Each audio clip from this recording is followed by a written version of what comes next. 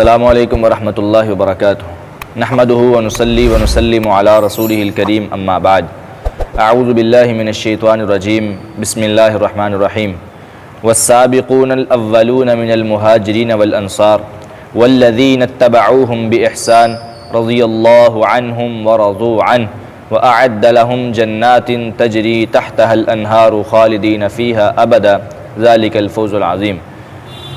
معزز ناظرین کرام، سیدنا معاویہ رضی اللہ تعالی عنہ کے حوالے سے ہمارے معاشرے میں بہت ہی غلط نظریات پائے جاتے ہیں اور سیدنا معاویہ رضی اللہ تعالی عنہ کو برا بلا کہا جاتا ہے، اور نعوذ باللہ ثم نعوذ باللہ کچھ روافض سیدنا معاویہ کے بارے میں یہاں تک بھی کہہ جاتے ہیں کہ نعوذ باللہ وہ جہنم کی طرف بلانے والے تھے اور ان کا گروہ جہنمی گروہ تھا۔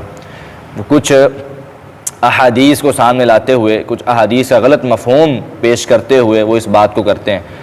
ہم آج سے انشاءاللہ یہ ایک سلسلہ شروع کریں گے کہ سیدنا معاویہ رضی اللہ تعالی عنہ کے فضائل آپ کے سامنے بیان کریں، کیونکہ سیدنا معاویہ کی شخصیت کو جس طرح مجروح کیا گیا تاریخی واقعات کو بیان کر کے، تاریخی باتوں کو بیان کر کے، تو اسی طرح ہم تاریخ کے مقابلے میں، تاریخ تو کچھ بھی نہیں ہے، ہم انشاءاللہ قرآن و حدیث کے دلائل سے سیدنا معاویہ رضی اللہ تعالیٰ عنہ کی فضیلت آپ کے سامنے رکھیں گے۔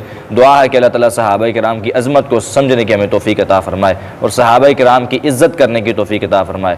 سب سے پہلی دلیل جو میں نے آپ کے سامنے آیت مبارکہ پڑھی ہے، سیدنا معاویہ رضی اللہ تعالیٰ عنہ اس میں شامل ہے۔ سورۃ توبہ آیت نمبر 100 ہے۔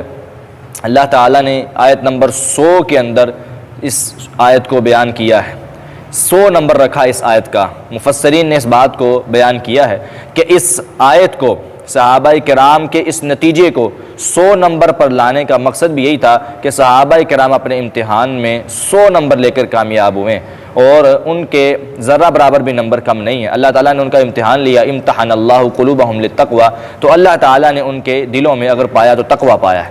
تو یہ آیت کا نمبر بھی 100 ہے۔ اللہ تعالیٰ فرماتے ہیں والسابقون الاولون، اسلام میں سب سے پہلے سبقت لے جانے والے، پہلے اسلام قبول کرنے والے۔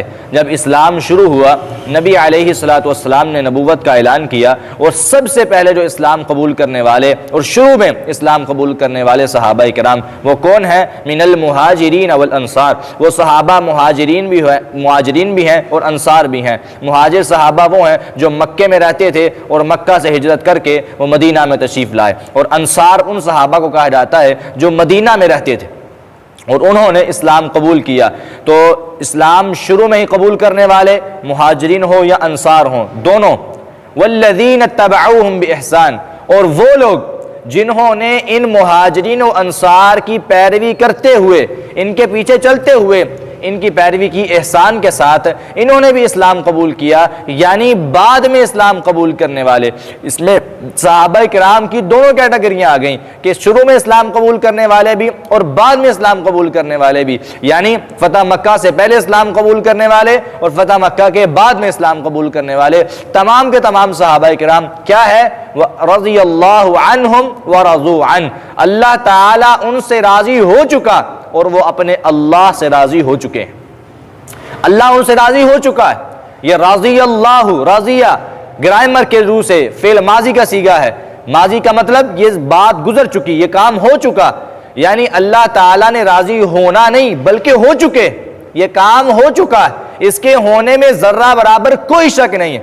رضی اللہ، اللہ راضی ہو چکا، عنہم ان صحابہ کرام سے، ورضوا عنہ اور وہ تمام کے تمام صحابہ اللہ سے راضی ہو چکے، ذرہ برابر کوئی شک نہیں۔ صحابہ بھی اللہ سے راضی ہیں اور اللہ تعالیٰ بھی صحابہ سے راضی ہیں، اور صرف رضا نہیں ہے، وَأَعَدَّ لَهُمْ جَنَّاتٍ تَجْرِي تَحْتَهَا الْأَنْهَارُ، وَأَعَدَّ لَهُمْ اللہ تعالیٰ نے ان کے لیے تیار کر دی ہوئی ہیں، یہ بھی ماضی کا صیغہ ہے، تیار کرنی نہیں ہے، تیار کر دی ہوئی ہیں۔ کیا؟ جناتن، جنتیں، تجری تحتها الانہار، جن کے نیچے سے نہریں چل رہی ہیں، خالدین فیہا، یہ تمام کے تمام صحابہ ان میں ہمیشہ رہیں گے۔ یا اللہ ہمیشہ کتنی دیر؟ 1 سال، 2 سال، 3 سال، 4 سال، 10 سال نہیں، فرمایا ابدا، ہمیشہ رہیں گے، انہوں نے کبھی بھی جنت سے نکلنا نہیں۔ تمام کے تمام صحابہ جنتی بھی ہیں اور ہمیشہ کے لیے جنتی ہیں۔ ذالک الفوز العظیم، اور یہ بہت بڑی کامیابی۔ اب اس آیت کو دیکھا جائے تو اس آیت میں تمام صحابہ کرام کی فضیلت سامنے آتی، چاہے وہ صحابہ جنہوں نے شروع میں اسلام قبول کیا اور وہ صحابہ بھی جنہوں نے بعد میں اسلام قبول کیا۔ اور اگر ایک صحابی کی تعریف یہ ہوتی ہے، صحابی کا معنی یہ ہوتا ہے، کچھ لوگ منافقین کی آیتوں کو صحابہ پر فٹ کرتے ہیں، حالانکہ صحابی کا مطلب، صحابی کا معنی، صحابی کا مفہوم، صحابی کی شرعی اصطلاحی تعریف یہ ہے کہ صحابی اسے کہتے ہیں جس نے اسلام کے اندر مسلمان ہونے کی حالت میں نبی علیہ الصلوۃ والسلام کا دیدار کیا ہو، ایمان کی حالت میں، اور ایمان کی حالت میں ہی اس کی وفات ہوئی ہو، اس کو صحابی کہتے ہیں۔ اور جو منافق ہوتا ہے، اعتقادی منافق، اس کو ایمان پر موت نہیں آتی، وہ صحابی نہیں ہوتا۔ ایک ہے صحابی لغوی اعتبار سے صحابی اسے کہتے ہیں جو ہمیشہ ساتھ رہنے والا ہو، ساتھی ہو کسی چیز کا، اس کو صحابی کہتے ہیں لغوی اعتبار سے۔